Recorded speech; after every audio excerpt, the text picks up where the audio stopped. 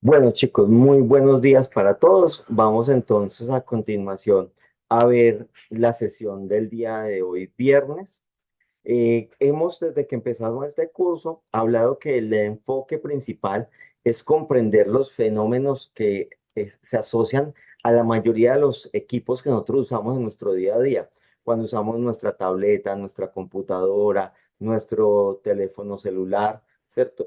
Intrínsecamente en esos instrumentos hay fenómenos asociados a las leyes de la electricidad y el magnetismo. Sin embargo, cuando también usamos motores eléctricos, el motor de un carro eléctrico, de la patineta eléctrica, ahí hay fenómenos eléctricos o electromagnéticos que podemos nosotros comprender, descifrar y tal vez establecer leyes o patrones que puedan ser susceptibles de mediciones, cálculos y operaciones por parte de nosotros como ingenieros. Sin embargo, no solo ahí. Cuando nosotros miramos el funcionamiento de motores grandes como el motor de un ascensor, cuando miramos hasta un acelerador de alta energía, como el que hemos estado hablando en estos días del CERN, ¿cierto? Que es ese Centro de Investigación Europeo de Fenómenos Nucleares, muchos de los fenómenos que están ocurriendo ahí son fenómenos que pueden ser descritos por las leyes de la electricidad y del magnetismo que vamos a trabajar durante este curso.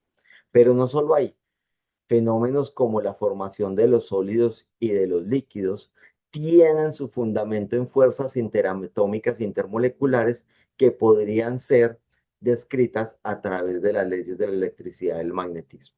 Vamos a iniciar entonces esta presentación del día de hoy ahondando un poco en lo que es la historia del pensamiento que nos llevó a considerar que estos fenómenos que observamos en la naturaleza desde hace más de 2000 años podían ser descritos y controlados desde la ciencia. Arranquemos entonces con la presentación del día de hoy. Primero que todo, vamos a hablar de que esto arranca con la era de la curiosidad. La era de la curiosidad se describe principalmente desde más o menos el año 2000 antes de Cristo.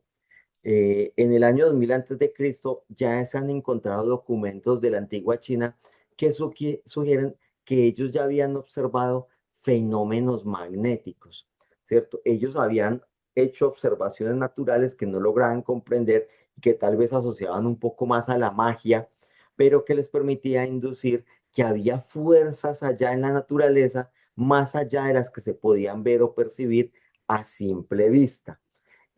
Durante muchos años esas fuerzas no fueron estructuradas hasta que Tales de Mileto empieza en la era dorada de los griegos a conocer o comprender algunos de esos fenómenos, ¿cierto? La palabra que nosotros usamos como magnético proviene de una provincia griega, ¿cierto? De la provincia de Magnesia. La provincia de Magnesia es donde se encuentra o se describe por primera vez un tipo de roca que tiene la característica o propiedad de atraer a los metales. Esa roca que hoy conocemos como magnetita, que no es otra cosa sino un óxido del hierro, pues es una roca descrita por los griegos. Y la palabra electricidad viene de la palabra electron, que es también una palabra griega.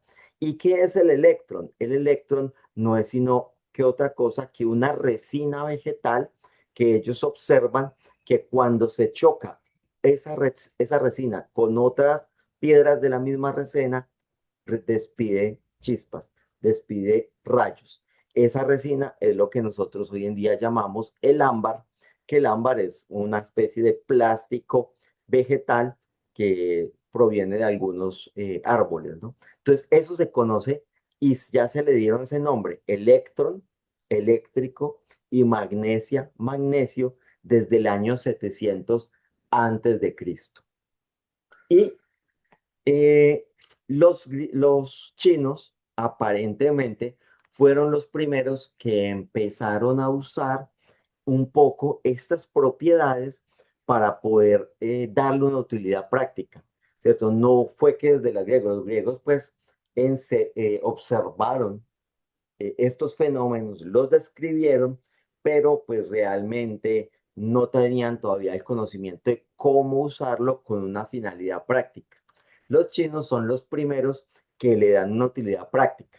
Durante el periodo de la dinastía Han, también antes de Cristo, fueron los primeros en que empezaron a usar aparentemente el ámbar y otras piedras con propiedades magnéticas para la adivinación y la geomancia. ¿Qué es la geomancia? El uso de piedras con algunas propiedades eléctricas o magnéticas para adivinar el futuro, para predecir cómo se va a funcionar, pero también para construir edificios. Si ustedes recuerdan, la cultura china tiene pues el tai chi y otras eh, em, expresiones culturales y arquitectónicas donde se dice, bueno, es que las plantas dentro de un edificio se tienen que colocar en tal lugar, la alineación de o construcción del edificio tienen que tener tal forma, y eso aparentemente está descrito por el uso de piedras que tenían propiedades magnéticas desde la antigüedad. El primer uso interesante que vemos ya con una finalidad científica viene con el surgimiento de la brújula. Sí, la brújula es ese aparato que usaban en la antigüedad y realmente no, hasta no hace mucho, hasta hace 100 años o menos, era fundamental el uso de la brújula para hacer muchas cosas, no solo para orientarse en alta mar, que recordemos que las poblaciones antiguas usaban para orientarse en alta mar las estrellas, ellos miraban las estrellas en el cielo y usaban estas estrellas para orientarse, pero también empezó a popularizarse el uso de la brújula como elemento para poderse orientar en el día o cuando no había estrellas. Yo por acá pues mantengo aquí en mi escritorio una brújulita. Entonces este instrumento pues es un instrumento bastante apreciado en la antigüedad porque nos permite marcar siempre la posición del norte. No importa cómo yo la gire, observen cómo la flecha se mantiene prácticamente estable mirando hacia una misma región. Entonces la brújula nos permite eso, nos permite orientarnos desde la antigüedad y conocer los rumbos hacia los cuales vamos a ir, no solo en alta mar, también en la tierra, cuando no tenemos caminos o cuando no tenemos estrellas o el sol visible para observarnos. Entonces, la cultura o la dinastía Han empieza con el uso de ese tipo de herramientas, pero hasta el siglo X, siglo XI, empieza a hacerse un uso útil de la magnetita, eh, ya a un nivel tecnológico, ¿cierto? Que es con este uso para la navegación a través del mundo. Y realmente la ruta de la seda, que sabemos nosotros que cambió la cultura o cambió las posibilidades del comercio, porque fue la primera ruta de comercio internacional. La seda se traía desde China y se recorría todo el mundo y se vendía en Europa a muy altos precios y era la ropa de la realeza, pues se podía transportar usando la magnetita en las brújulas. ¿Sí? En Europa empezamos a hablar de un uso práctico de la electricidad o de una aplicación científica con William Gilbert y su obra cumbre de Magnet. William Gilbert es el médico de la reina Isabel I y en 1600 publica una obra que se llama De Magnet. En esta obra él centra las bases del magnetismo, describe por primera vez el estudio de los imanes y asocia los imanes con un campo desconocido en la Tierra, pero es el mismo que aprovechan las brújulas, que es el campo magnético terrestre. Por primera vez él dice, el uso de la brújula y la magnetita están asociadas con un fenómeno natural superior. Y ese fenómeno material superior es entonces el campo magnético terrestre. Y si nuestro planeta tiene un campo magnético, pues todos los fenómenos naturales en 1600 ya eran sujetos de estudio y análisis, ¿no? Ya había ocurrido el momento en Galileo Galilei y las primeras observaciones, ¿cierto? Que ya se estaba intentando comprender que la gravedad podía ser descrita a través de un modelo matemático, aunque todavía no había ocurrido Newton y no se había formulado eh, la ley de la gravitación universal, pero sí ya había algunos indicios de que los fenómenos físicos de la Tierra no pertenecían al campo de los dioses o de figuras superiores, sino que pertenecían realmente a fenómenos físicos, químicos o biológicos o astronómicos que podían ser descritos por leyes matemáticas o naturales. Entonces, este aporte de William Gilbert abre la posibilidad a que otros científicos empiecen a preguntarse por la naturaleza de esas cosas. En el siglo siguiente, en el siglo XVII, siglo XVIII, entonces ya surge la física como una norma, como una rama clara de la ciencia y empiezan a desaparecer los filósofos naturalistas, porque recordemos que realmente el mismo Galileo Galilei es un filósofo naturalista, Leonardo da Vinci son filósofos naturalistas, ellos por eso eran tan prolíficos, ellos hablaban de muchos campos, medicina, química, física, filosofía, pero porque no había una especialización en la ciencia. Con ese desarrollo de las universidades europeas a mediados de 1800 y la estructuración de carreras específicas, la desaparición de los filósofos naturalistas, el surgimiento de los científicos, pues empiezan a aparecer algunas personas que le dan un nacimiento, ¿cierto? Le dan una estructuración a, a los fenómenos y a la formulación de leyes matemáticas para esos fenómenos, ¿no? Entonces se supone que el nacimiento de la ciencia como la conocemos hoy en día ocurre finalizando 1700 y empezando 1800. De ahí entonces se empiezan a hacer experimentos, surge el método científico y se empieza a cambiar la comprensión de la electricidad y el magnetismo y se empiezan a buscar pues sendas leyes que los describan. El primero que intentó controlar los fenómenos de la electricidad es el señor Benjamin Franklin. No sé si han escuchado hablar de Benjamin Franklin. Benjamin Franklin fue un científico muy célebre, pero tal vez una de las características que lo hizo más célebre es que él desarrolla algunos experimentos en los cuales busca atraer un rayo.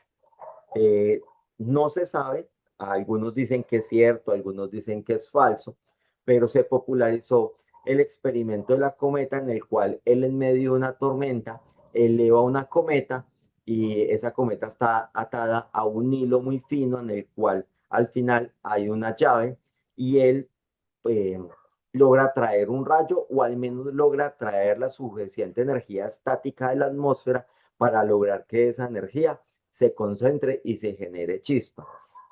Mm, Obviamente el experimento de Benjamin Franklin en junio de 1752, pues no sería un experimento que hoy en día pudiéramos permitir, entre otras cosas porque dice la mitología alrededor de ese experimento científico que varios de los ayudantes de Benjamin Franklin murieron electrocutados en los experimentos de Franklin, ¿cierto? Pero pues él logra demostrar que la electricidad se puede conducir, se puede manipular y podemos entonces buscar una forma de coger ese fenómeno que veíamos en la naturaleza y al menos atraerlo para poderlo medir, especular o analizar. Luego viene el señor Colón, ¿cierto? Colón empieza a hacer unos trabajos bastante interesantes en los que él empieza a buscar las fuerzas que dominan el fenómeno de la electricidad y empieza a proponer un modelo matemático en el cual ese fenómeno pueda ser medido. Ya se sabía la ley de la gravitación universal, Coulomb llega un siglo después, entonces Coulomb dice como, venga, no, si la gravitación universal ya la podemos describir como una fuerza y esa fuerza está asociada a unas proporciones, ¿cierto? Al inverso del cuadrado de la distancia, pues ¿por qué no buscar una similitud, un paralaje entre lo que ya sabemos de la primera gran fuerza de la naturaleza y estas fuerzas que son las fuerzas eléctricas. Entonces, él busca cómo asociar las cargas y encuentra que las cargas, pues, o al menos esos fenómenos electrostáticos, pues podían tener una relación matemática con las cargas y el inverso del cuadrado de la distancia entre dos cargas. Entonces, Coulomb y la ley de cargas será uno de los primeros apartados de este curso. Viene el señor Alessandro Volta y la pila. Alguna gente a veces dice, ah, no, el voltaje tiene que ver con Volta. Volta describió el voltaje o descubrió el voltaje y los voltios. No, realmente Volta lo que hace es una serie de experimentos, entre otras cosas, él descubre que cuando a un músculo, a un tejido inanimado le aplicamos una diferencia de potencial, hay movimiento, ¿cierto? Es decir, si yo, pues obviamente hoy no lo haríamos, tuviéramos una rana y a esa rana le pudiéramos aplicar una diferencia de voltaje a una rana muerta, una pata de rana, una anca de rana, esa se movería.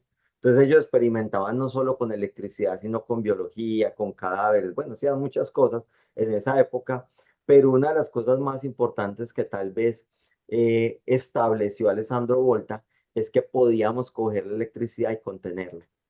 Y contener la electricidad, no solo generarla, sino contenerla, pues permitió todo el avance siguiente, porque al tener la electricidad contenida podíamos hacer ya cantidades de experimentos asociados a ella y podíamos empezar a mirar otras cosas que no podríamos haber analizado si no tuviéramos forma de contener la energía en algún tipo de dispositivo eléctrico. A partir de los trabajos entonces que hace Coulomb, que hace Volta y que hacen otros grandes científicos de la época, se empieza a sospechar que la electricidad y el magnetismo, que hasta ese momento eran fenómenos diferentes, tal vez tenían o podrían tener patrones en común. Entonces, en la primera y segunda década de 1800 y hasta mediados del 800, se considera la época de la gran unificación. En la época de la gran unificación, entonces, lo que ocurre es que empezamos a sospechar que la electricidad y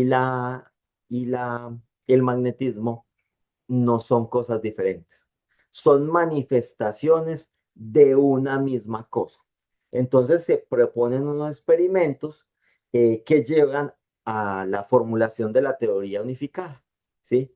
Eh, por ejemplo, uno de los primeros, Hans Ørsted, que vamos a hablar ya a continuación, hace experimentos con la brújula, ¿sí? Yo voy a muy rápidamente aquí a hacer el experimento de Ørsted.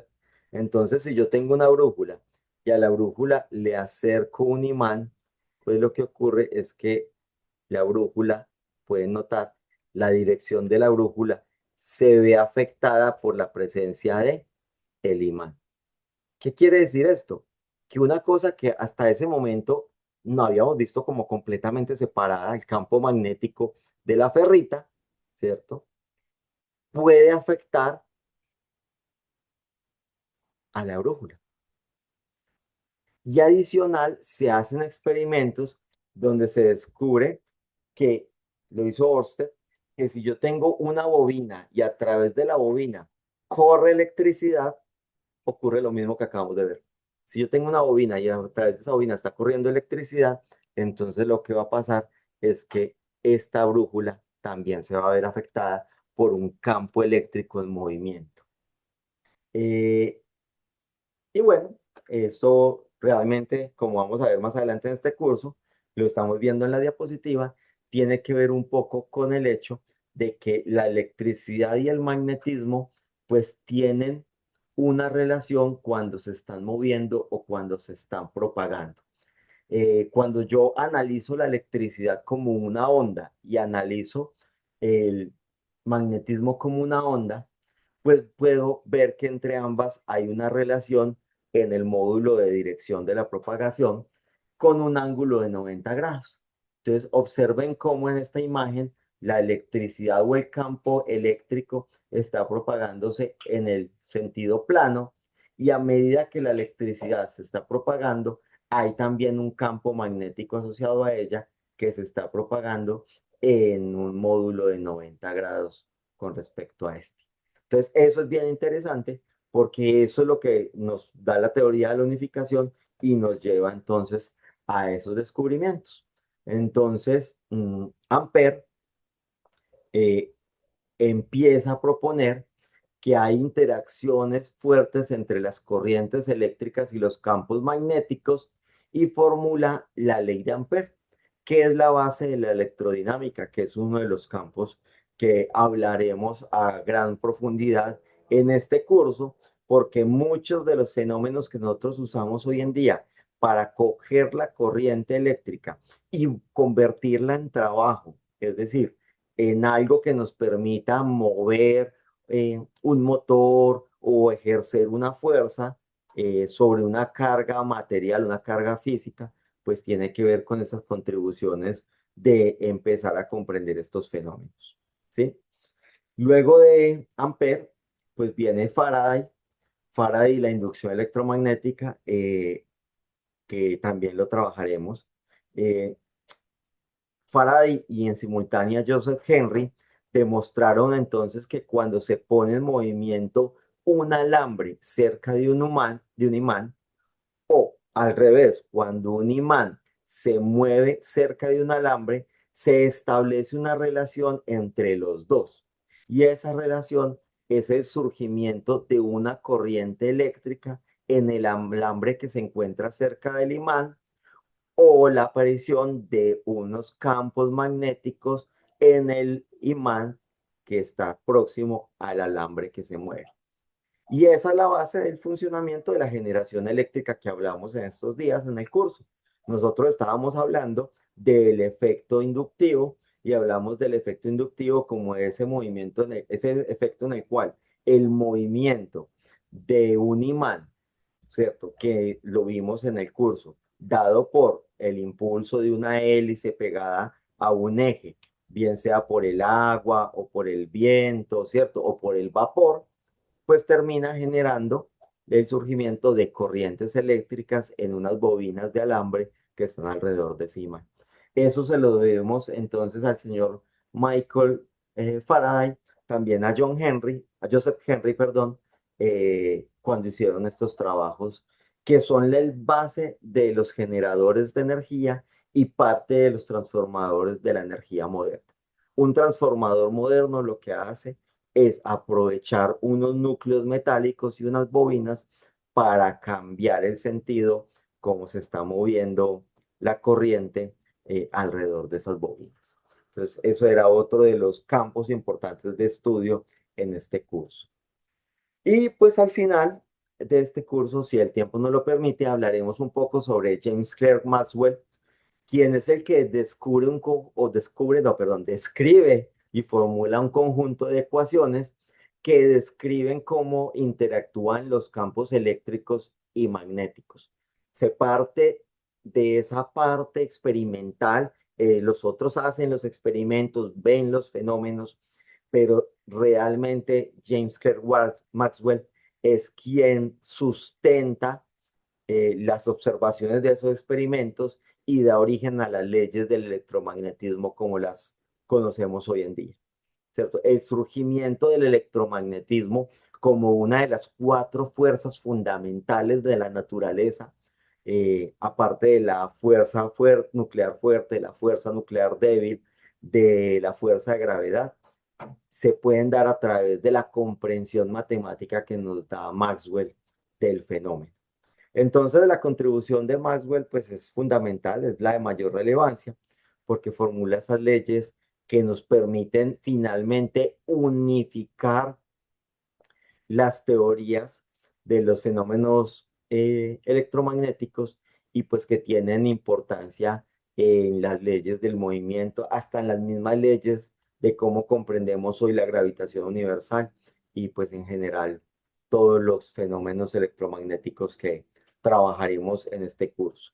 Entonces, en este curso hablaremos de las propiedades de las cargas eléctricas, de los objetos eh, que tienen carga mediante la inducción, hablaremos de la ley de Coulomb, hablaremos del campo eléctrico, Hablaremos de las líneas de campo y el movimiento de partículas con carga en un campo, gracias a muchos de estos desarrollos de estos personajes que estamos tocando en este curso. Finalmente, pues hoy en día el electromagnetismo se usa en el día a día, tiene una aplicación práctica, ya no es una ley muerta a partir de unos experimentos de laboratorio, sino que se usa en nuestra realidad y contexto diario y sobre todo en el mundo moderno, donde usamos cientos de dispositivos eléctricos, electromagnéticos, electrónicos y usamos la transmisión de datos todo el día, ¿cierto? Es prácticamente hoy inconcebible pensar en la navegación marítima o aérea sin el GPS. Es inconcebible pensar en vehículos ya únicamente impulsados por fuerzas provenientes de la combustión de combustibles fósiles. Ya vemos en Estados Unidos el surgimiento de tractomulas que no llevan un conductor, sino que son trasladadas únicamente por sistemas basados en visión por computador, sensores y GPS. Entonces, pues el electromagnetismo, mis queridos ingenieros, ya no es una cosa del laboratorio de física, sino que es del día a día. Los químicos que están aquí usan cientos de instrumentos para la medición en tiempo real de variables químicas en la industria, aprovechando campos eléctricos, campos magnéticos, aprovechando señales. Los ingenieros civiles, por ejemplo, ya no hacen la medición de un campo como se usaba antiguamente, la planimetría o la topometría de un campo, sino que ya se usan tecnologías como el LIDAR o tecnologías basadas en el dron. Entonces usted coge un dron, ese dron le establece una zona de trabajo, ese dron vuela con un lector LIDAR, hace un mapeo y le puede dar, dependiendo del presupuesto que usted tenga, desde un par de millones hasta 30, 50 millones, le puede mostrar toda una finca con una precisión de menos de 1 centímetro en cada uno de los lugares de la finca, y usted ya no se tiene que mandar, no sé, 20 o 30 trabajadores a recorrer una gran finca para saber dónde va a construir la casa, dónde va a construir el beneficiadero, dónde va a construir las diferentes infraestructuras de ese lote, sino que básicamente lo hace en media hora con un dron y un LIDAR láser.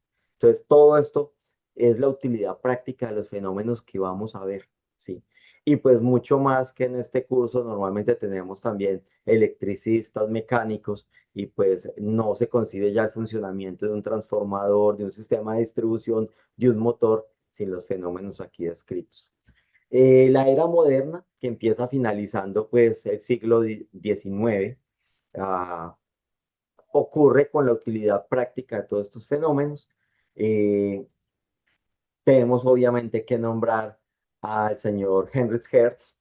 Hertz demuestra las ondas electromagnéticas que vimos en las diapositivas anteriores como algo real, algo que sí existe, que no está únicamente en los experimentos y en los números. Confirma las teorías de Maxwell y senta las bases para el desarrollo de la radio. Marconi trabaja ampliamente y permita modular las ondas electromagnéticas a nuestra voluntad para transmitir voz, información, imagen y data. Y pues ya llega la física cuántica, que nos propone eh, cosas que ya salen del campo del curso de física 2 y que ustedes podrán explorar en sus cursos de física 3 y física moderna. Henry Hertz, entonces, realmente lo que hace es que realiza una serie de experimentos con antenas, ¿cierto? Y valida las ecuaciones de Maxwell, las confirma y pues sienta la base para las teorías modernas. Creo que si le presentáramos a Newton, que era un visionario, o a Galileo, eh, la idea de que algún día íbamos a poder transmitir la imagen y que nos íbamos a poder ver cómo está sucediendo esta clase sin estar de forma presencial, que esta información de esta clase iba a poder ser contenida aprovechando el magnetismo en un sólido como una serie de datos en un disco duro, en un computador a cientos de miles de kilómetros de distancia, creo que nos hubieran tratado a nosotros de herejes y nos hubieran ellos mismos quemado en la hoguera, así como a ellos casi los queman en la hoguera en su momento. Pero esa es la realidad de lo que tenemos de los trabajos de ellos. Marconi pues establece esto, no solo Marconi, casi que a la par que Marconi hubo un argentino que desarrolló también sistemas de transmisión de radio, realmente no solo es Marconi, pero sí fueron los pioneros en desarrollar la radio usando la modulación de las ondas electromagnéticas que se propagaban por el aire, porque pues antes de ellos los inventos de Thomas Alva Edison, Tesla, aunque Tesla fue otro pionero en pensar en mover la electricidad en el aire y no a través de cables, pero ellos siempre pensaban que era necesario tener un medio conductor metálico para poder propagar o mover la energía. Eh, Marconi et al. Pues nos permiten entonces empezar a darnos cuenta que no, que podemos propagar y transportar la electricidad de forma modulada a través del aire, ¿sí? Creo que todos somos conscientes de la importancia de esto hasta para el uso de un celular. Y ya pues entonces Einstein, Dirac, Pauli, bueno, y todos estos físicos del último siglo, del siglo XX, porque pues realmente vivieron en los últimos años de 1800 y los primeros de 1900, o hasta mediados de 1900, los físicos del siglo XX, pues nos dan una transformación de la visión de cómo surgen estos fenómenos, pero ya desde las partículas más pequeñas que el átomo. Hay que contextualizarse un poco, muchachos, ¿cierto? Hay que comprender que el átomo, tal y como nosotros lo comprendemos, es muy moderno, ¿cierto? Nosotros hablamos del átomo como si fuera algo que tuviera, no sé, 1000 años, 2000 años en el día a día, y realmente el concepto del átomo empieza a desarrollarse a principios de 1800 con Rutherford, con Thomson, ¿cierto? Bueno, se me escapan bastantes, Bohr, pero el átomo moderno basado en los trabajos de Heisenberg, de Pauli, de Schrödinger, pues realmente eh, tiene un fundamento en muchos experimentos que se hicieron precisamente buscando cómo la materia se comportaba o se afectaba por la presencia de campos eléctricos y magnéticos, y mucho de esto logra finalmente comprenderse a la escala subatómica, lo que llamamos hoy en día cuántica, a través de los desarrollos de Einstein y Dirac. Eh, ¿Por qué es importante esto? Porque parte de los fenómenos que nosotros vamos a analizar en este curso parten del concepto de carga. Y la carga es un concepto cuantizado. ¿Qué es un concepto cuantizado? Es un concepto que nosotros podemos asignarle un valor único, específico y medible a una partícula del orden subatómico. Entonces, esto es un poco lo que vamos a trabajar en este curso. Para finalizar, hoy queda una tareita que la vamos a sumar al primer taller. La van a anexar ahí en el mismo PDF en el que me cargan el primer taller. Recuerden que el primer taller vence el lunes. Sin embargo, pues podríamos darle unos días más si de pronto sienten que les falta algo de tiempo. Me van pues comentando en la clase o en el Classroom, en los comentarios de la tarea. Y pues básicamente lo que vamos a trabajar es que vamos con algunos de estos referentes que hemos nombrado o otros que ustedes pueden consultar, vamos a hacer una línea del tiempo. Por ejemplo, en este momento les estoy mostrando la línea del tiempo que uno usaría en el curso de Física 1 de Mecánica Clásica. Sabemos que la mecánica clásica, muchos de esos referentes también están relacionados con la física, pero la mecánica clásica llega a su mayor desarrollo desde Tales, Erastóstenes, Ptolomeo, Copérnico, Galileo, Descartes, Newton, ¿cierto? Leibniz, Lambert, Young, Maxwell, Planck y Einstein. Entonces, la idea es que también ustedes se den la oportunidad de construir una línea del tiempo donde coloquemos estos referentes, pues no estos que estamos viendo, sino los referentes del electromagnetismo, pero agreguémosle ahí como el principal hito histórico descubrimiento que hizo cada uno de ellos. Entonces, similar a esta línea del tiempo que les estoy mostrando, ustedes se pueden ir a ChatGPT, se pueden ir a Nano Banana de Google, Gemini, se pueden ir a Claude. Yo les recomiendo mucho, por ejemplo, Claude.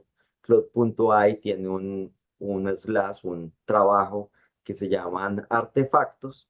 Lo mismo también, por ejemplo, en ChatGPT, ustedes le pueden hacer un prompt donde digan, vamos a construir un artefacto que es una imagen donde vamos a desarrollar una línea del tiempo usando los principales referentes en el desarrollo de la teoría de la electricidad y el magnetismo hasta la gran unificación en el electromagnetismo y la física actual.